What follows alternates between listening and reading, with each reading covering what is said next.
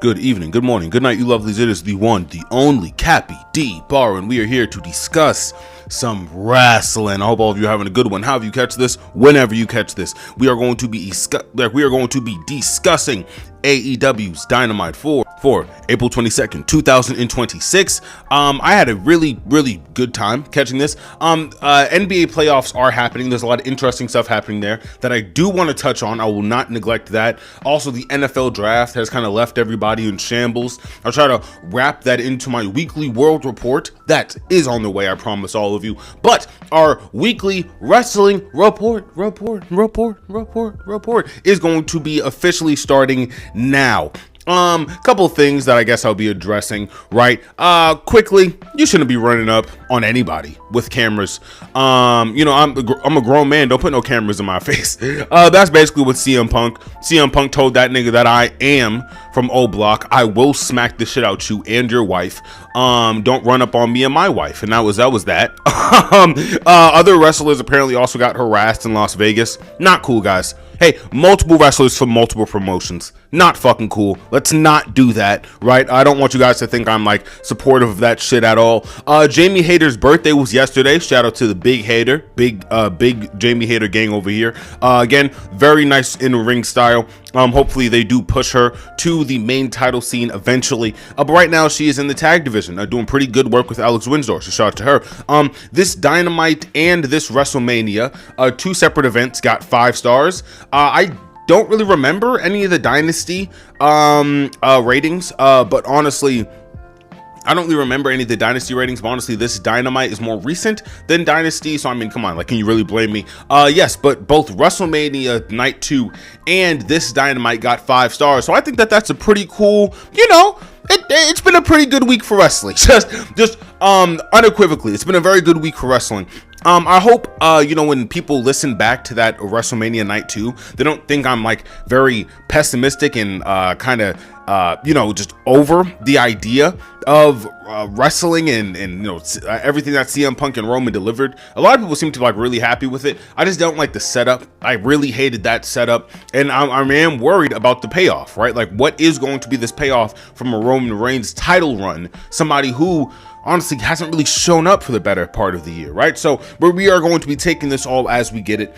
I will not be looking a gift horse in the mouth though. It's a very good week for wrestling. I even heard like some pretty okay stuff from like I think it was NXT. I believe it was NXT Revenge. Like maybe 1 or 2 matches from there was very positively received. So hey, there's a lot of good stuff to work with. Officially, my WrestleMania and Dynasty all around encapsulating review is that Dynasty was very well received. Very well received. I think the booking was questionable. I think there were a couple of triggers that they didn't want to pull for whatever rhyme or reason.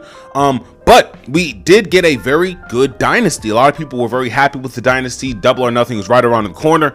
I think the overall feeling for WrestleMania is essentially they're happy it's over. I'm happy it's over. I'm relieved. I feel a sense of relief that I no longer have to sit through the road of WrestleMania.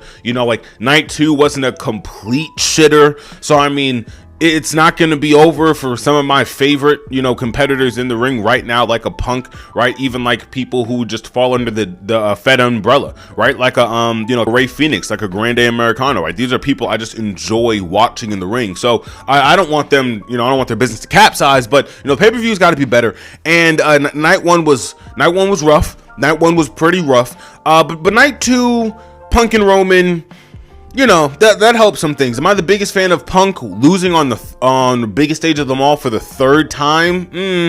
It's getting to a point. Not a big fan of that. But again, this was a pretty solid, at least cap off to everything. And again, a lot of people are just happy that we don't have to deal with it anymore. So I think that says a lot more than I can fucking say about the WrestleMania or the WrestleMania road. We're going to be getting directly into this Dynamite for April 22nd, 2026. Now I'm just gonna rip the Band-Aid off. This was a needle moving Dynamite. This was a needle moving Dynamite. No fucking questions asked. End this night with a world title match. We start the night with the same story that we used to go into the world title match. It all just fits perfectly. I'm so fucking impressed by everything that we got from this Dynamite. And it's interesting because not a lot happened. Like, it's not like a bam, bam, bam, bam. No, it's actually like very quick. There's no less than maybe 4 or so matches, maybe 1 or so more than 4 matches. It's not a lot that happens, but it is very, very rich. It's very compact, and I genuinely feel like we get a lot for the small bursts, that we are given for this Dynamite. Let's get right into it. We start this night off with MJF. Yeah, he's pretty upset. He's pretty angry that Darby Allin is your new AEW Men's World Champion. He's not the biggest fan of that. He's calling the business out, calling the fans out, calling everybody a schmuck. Oh, he calls the referee, like he calls her a skink. Just, MJF is horrible. But you know what? This goes back into my conversation about you want to hate MJF, you want to boo MJF, right? But it's not like it's not like visceral, right? It's not like, oh, it's not go away heat. It's not like, oh my god, get off the mic, or hey, just shut up and ring the bell. Like, no, it's like, oh man, like you're horrible, get out of here, boo, oh you suck, man, you're terrible. Like, he's playing along with it. MJF is great. His crowd work is maybe the best in the business. He is the best in the world at a couple of things. That Mike is one of them, folks. Have to break it to you. Big Hebrew's doing his goddamn thing. He's calling out everybody essentially in that locker room, saying, I earned this opportunity other than, the rest of the schmucks in the back. And Darby Allin, get your ass out here if you actually think that you're the world champion you think you should be, right? And one of the schmucks didn't take too kindly to those remarks, and Kevin Knight, the kinetic one, the Jet, he comes out here and he says, listen, MJF, no, you lost fair and square. Just like, if you want to really talk about it, I had you beat fair and square a couple of weeks ago. So how about you do us all a favor and shut your ass up with your oily ass hair? Listen, Kevin Knight is so good on that mic. I really do like this pairing. Also, the pairing of Kevin Knight and just somebody who is very just cutthroat on that, on the promos. I just think it gives Kevin Knight just the right edge that he needs to really refine any kind of kinks that he has in his character, because faces always have this thing where it's like, oh man, I'm playing too much to the crowd, I'm playing too much to really just the atmosphere, I'm not really cultivating this character, because crowd work is a big part of being a babyface. But if you kind of reel somebody in with a real cutthroat, real no nonsense kind of heel like an MJF, I think Kevin Knight is the perfect candidate for that. Really good back and forth that they have, and honestly, successful rage baiting on behalf of Kevin Knight. Honestly, even to get MJF to respond to him, because MJF was hell-bent on Darby Allin, right? He eventually, after a couple of quick whips, he diverts his attention to Kevin Knight, and MJF does a little bit of rage baiting back. He says that, he's lucky to be a mid-carder, but unfortunately, because he is the TNT champion, that's all he's going to be, is simply a mid-carder. And honestly, even like the pump fake that they did into the beginning of this night with a hypothetical MJF and Kevin Knight to begin this fight, bro, there was literally a dude in the crowd on his feet like 6 minutes into this program at the mere idea of them doing a impromptu MJF Kevin Knight match right here, right now. They're both in gear, so like it was a perfect opportunity for it. But again, this is a pump fake. This is a really good pump fake from MJF. He demands a referee to come out here, and as the bells again beginning to ring, he slides out of the ring, and it was good. It was really, really good, man. He says, your dance with the devil is next week, kid, and that's what we're gonna get. That's what we're gonna get for Dynamite. I'm very excited for MJF. Again, MJF is somebody who has beaten on paper Kevin Knight, but Kevin Knight, again, he has 15 count. Hey, it is what it is. It is what it is. We talked about that 15 count. I think that was great for Kevin Knight's character, right? For him to even mention it like he did, beautiful shit, right? I'm not gonna lie, I do think MJF is probably going to go over in some little underhanded tactic, but this just means we might get a hypothetical MJF and Kevin Knight best of 3, best of 5. Who's mad at that? Hey chat, who's mad at a best of 4 between MJF and fucking Kevin Knight? Come on now, I'm not upset with it. We are going to be discussing our next segment, which is actually a very good segment. It's just the FTR, a little bit of the FTR lore, we get Cope and Cage, they're backstage and they are calling out FTR for another tag team match. Now, a lot of people have been asking me my personal opinions on this. I think that Cope and Cage are the right people to go over on FTR, if not Jet Speed, right? But I just can't wrap my fucking head around the idea of them telling Cope and Cage and this nigga Kenny Omega, hey, hometown heroes, just lose. Hey, eat the pin. It'll make the story so much better. We pinky promise. Like, damn. And now we're kind of like 2 weeks out from Dynasty, and it's like, you want these niggas to go at it again, and these niggas are not supposed to eat. Like, I don't know what Cage and Cope could do in a non-DQ match, because the other match, I don't know what Cope and Cage could do in a disqualification match that they couldn't accomplish in a no disqualification match. You know what I mean? I'm not sure. I don't know. But we do get small glimpses of, people like Hook, people like Samoa Joe are back on this card. So, I mean, the tag division isn't like in shambles, but I'm definitely trying to find some answers. Definitely trying to find some answers here with that. We get a pretty solid match between Brody King and Lio Rush. Lio Rush being on Dynamite. Now that does kind of go against my agenda of, brand establishment and having certain characters be on certain shows. But I mean, that's just kind of me just being, just being a little greedy. I'll be honest with you. I really do wish that that's what we got, but it is what it is. Lio Rush is going up against Brody King. Very solid match. As I stated before, Brody King, really good powerhouse. Lio Rush, he can only really get so much offense off from, just creating as much air and as much as much momentum as he can. That's amazing for Leo. Really good character work, as he always does.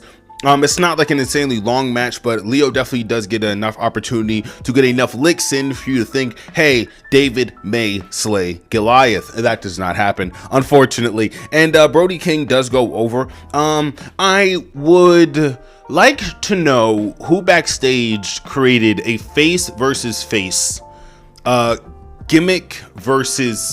gimmick-esque Brody King coming into the AEW with with Malachi Black. They were gimmicky, even with Brody King, that whole thing that was a gimmicky thing. So to kind of have that be a face character playing off of Leo and his thing, and that kind of being very similar to Brody and that being a face character, I don't know, on its face, I just don't really know how I feel about it, but it is very interesting. I'll say that it is very interesting. The loss is definitely a choice. This loss is definitely a choice again for Leo. But I mean, Brody needed this. Brody did need a good win on television. I do wish that Leo maybe would have just ate this on Collision though. I mean, I don't know. Again, maybe I'm asking for too much. We get a really solid next match on the card. All right, we get Shida. I only know how to pronounce this lady's last name. Please do not kill me, chat. Versus Mina Shirakawa. All right, now this match was fucking great. I had a really good time.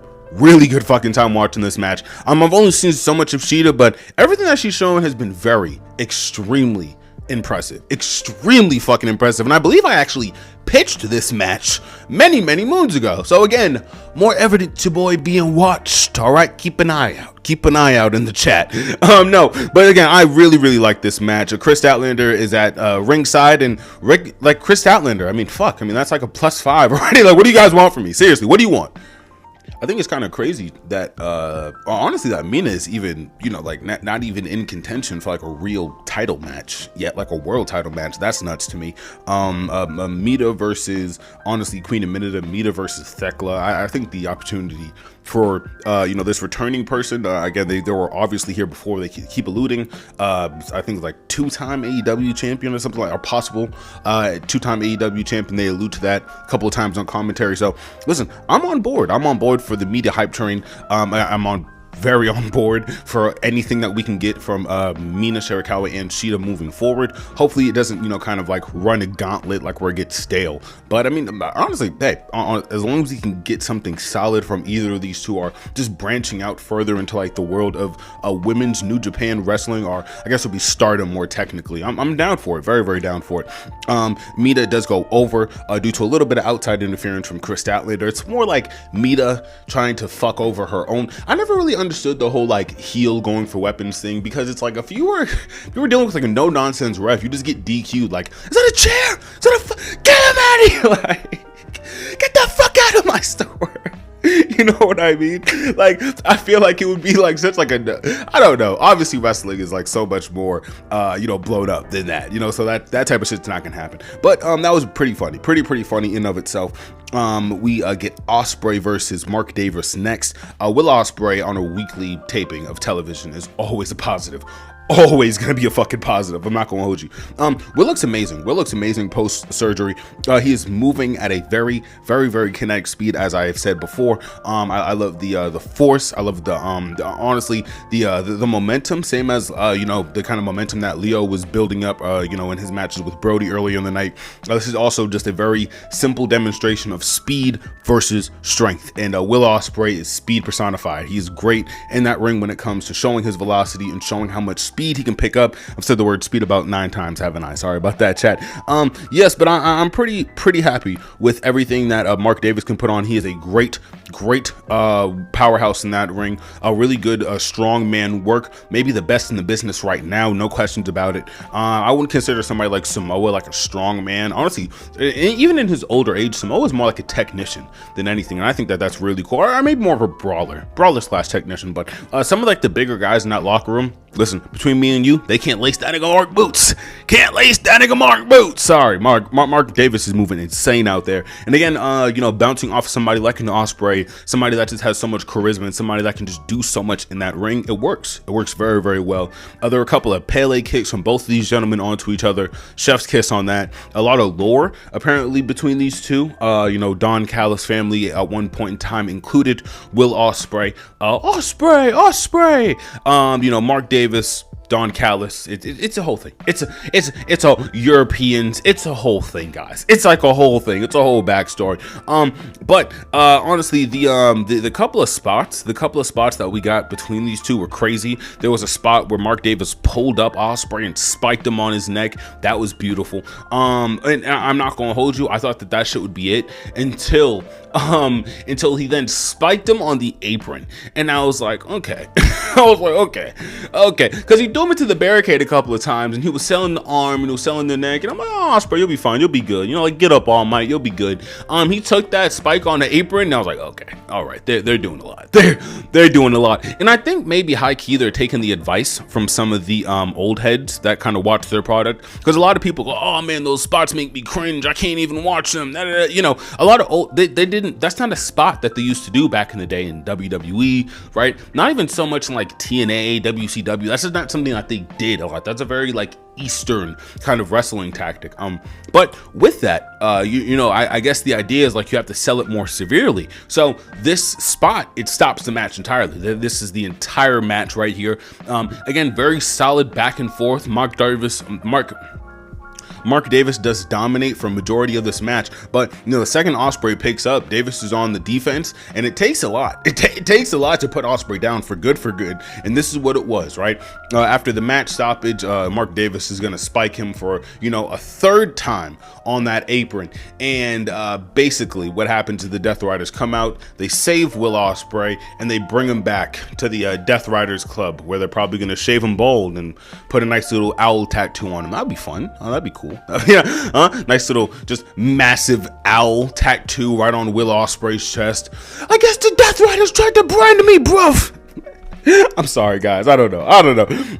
We get a 2-second Joe match between I don't even call him a jobber. I don't call him a jobber. Maybe this guy has like a real illustrious career outside of AEW. Because he doesn't look like a Joe Smo in that ring at all. No pun intended. He is going against the one and only Samoa Joe. But he doesn't look slow. He doesn't look like he's untrained. Even like Joe, whether it was a work or not, obviously everything in that ring is a fucking work, but whether he was shooting or not, he was visibly impressed, like, oh, okay, look at you, little nigga. Look at you, little nigga, trying to wrestle me. The match was only about 30 seconds.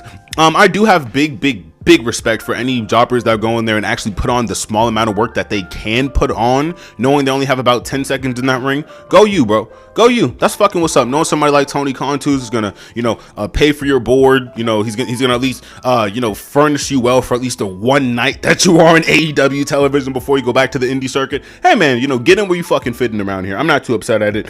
Samoa Joe again is going to, be fleshing out our tag team with the Ops, Hook, Anthony Bowens. That was a crucial part of this story. Anthony Bowens, a really big part of this match. So listen, there's a lot of things happening with the tag division right now. I told all of you personally, I think Anthony Bowens deserves the world. It seems like they're really trying to reset his character after Max Caster got over how he got over. I'm never gonna let go Max Caster being the hottest thing for like 2 months straight in that fucking company. It's so crazy. And I don't know if Tony hates that. I hope he revels in it, because creative did a good job, whatever that was. But Anthony Bowens definitely needed a reset, and the Ops may be that reset. So we end this match with Samoa Joe walking to the back with the Hook. A lot of people don't like Hook. He's a really good second fiddle. He's always talking about snacks and donuts. I can relate. What can I say? It is what it is. Last match of the night, we get Darby Allin and Tommaso Ciampa. Now this has been advertised for a really, really long time. As all of you know,